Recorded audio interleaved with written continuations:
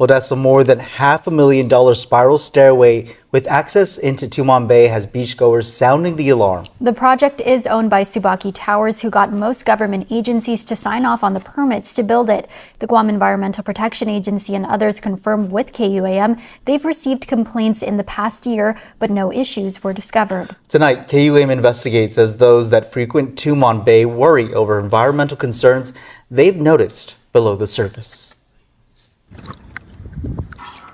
A construction zone along the cliff line in Tumon Bay. KUAM capturing the project underway in the waters below Subaki Tower in Tumon.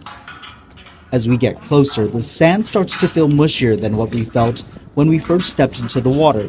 And as we look up, a spiral staircase with scaffolding sits along the cliff line. We get a closer look at the sand beneath our feet. Concerned beachgoers who frequent this area brought the issue to KUAM after noticing the construction well underway. We asked one of the contractors about the work being done. We were getting concerns that there was concrete being poured. No concrete. No concrete is poured. He explains it's the waves coming into this cove area, making the sand feel different. He also assures us that no materials are being dumped into the ocean. So we got a sample of the sticky sand. It's kind of hard. It kind of has that texture of cement, and now we're further away, at least 100 feet away from where the construction area is. We're gonna get another sample of what is the usual sand. You can already see just the difference. You can see this is the sand about 100 feet away from the project, and this is the sand close to the project. It was slimy. It's since hardened from the walk that we did over here, and you can see it's grayish. And then this is the consistency of what we're used to seeing of the sand, and the color as well down here in Tumon Bay. But according to the contractor that we spoke with there, the guy in the hard hat and the vest who declined to tell us his name or even the company that he works for, he was telling us that they're not doing anything wrong and that the project is expected to open soon for the guests there at the hotel. KUAM also captured this view from high above of the project and the concrete steps near the poolside. We also got a copy of the permit from the Department of Public Works that shows the $524,000 project is a spiral stair and concrete stair that was approved for the applicant JHC Corporation in August 2022. Land Management, Contractors License Board, Fire Prevention Board, Pills Board, Parks and Rec, and Guam EPA all signed off. One agency that did not, Guam Department of Agriculture, who suggested the developer obtain a marine preserve area permit. But that never happened.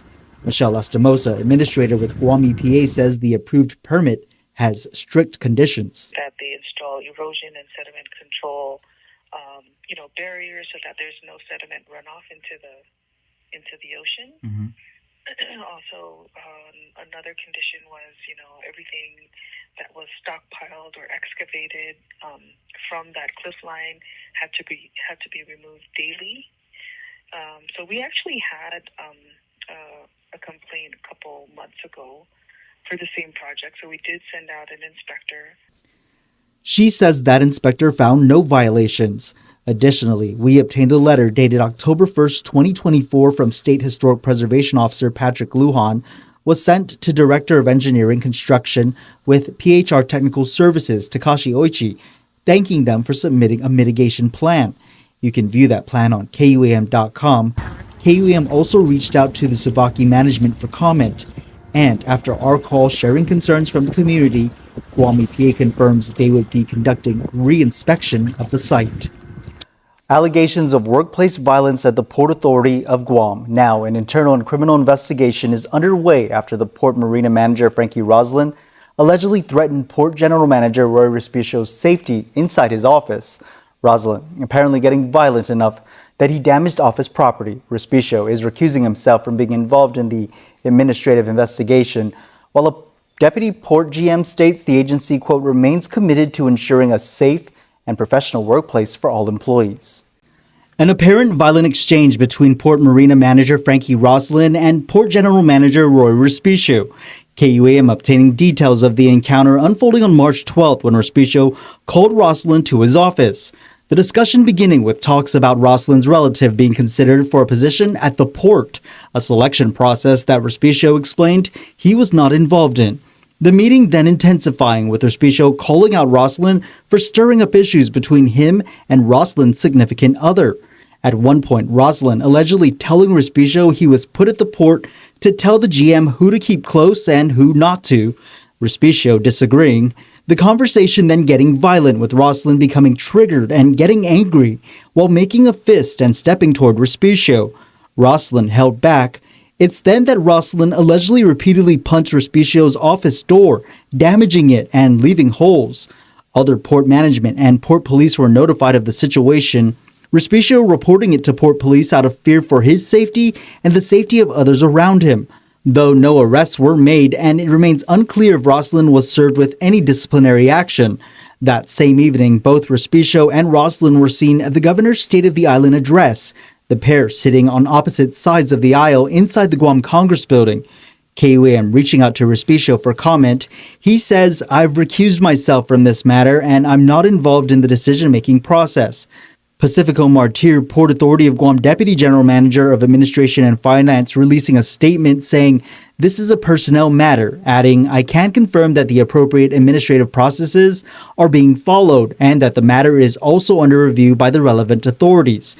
The Port Authority of Guam remains committed to ensuring a safe and professional workplace for all employees and will continue to address matters in accordance with established policies and procedures."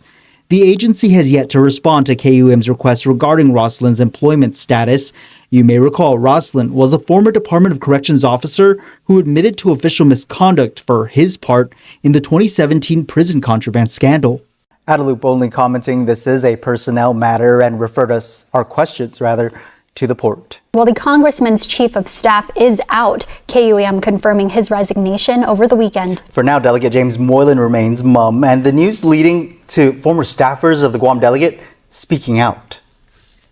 Bobby Shringy, chief of staff to Guam delegate James Moylan, forced out of his job. On Saturday, his official email sent an automatic reply that he no longer worked for the congressman and forwarding us directly to Moylan's email. KUAM immediately requesting comment, emailing the congressman, but got no response. We also reached out to Shringy multiple times, but our calls went unanswered and our WhatsApp message left on read. By Monday morning, the congressman's office confirmed Shringy was no longer employed, stating, "Unfortunately, it is not in our office's interest to share personnel matters." The delegate remains silent on his chief of staff's sudden departure. KUAM had reached out to Shringy back on February 26, following calls into the newsroom that he resigned amid alleged ethics complaints filed against him. Then he replied, "What the expletive is that? No truth at all," adding, "Thanks for clarifying, cause that's a political rumor." The rumor, now a reality, also has former staffers to the delegate speaking out anonymously. One former employee telling KUAM, "Working for Bobby Shringy was an absolute nightmare. As our former chief of staff, he frequently disregarded House rules, even after being made aware of his violations by his staff. A clear example of this occurred during the election period when he authorized campaign materials to be displayed outside our official office building in Hagåtña, which directly violated House rules." The former staffer sharing this image as proof, adding, "Shringy has a reputation among the staff for his disregard of campaign practices and cutting corners. Most troubling of all, he made our young female interns feel uncomfortable, and they confided in other staff members about their concerns. Additionally, he consistently disrespected Congressman Moylan, openly bad-mouthing him to the staff and sending emails that mocked him to the team."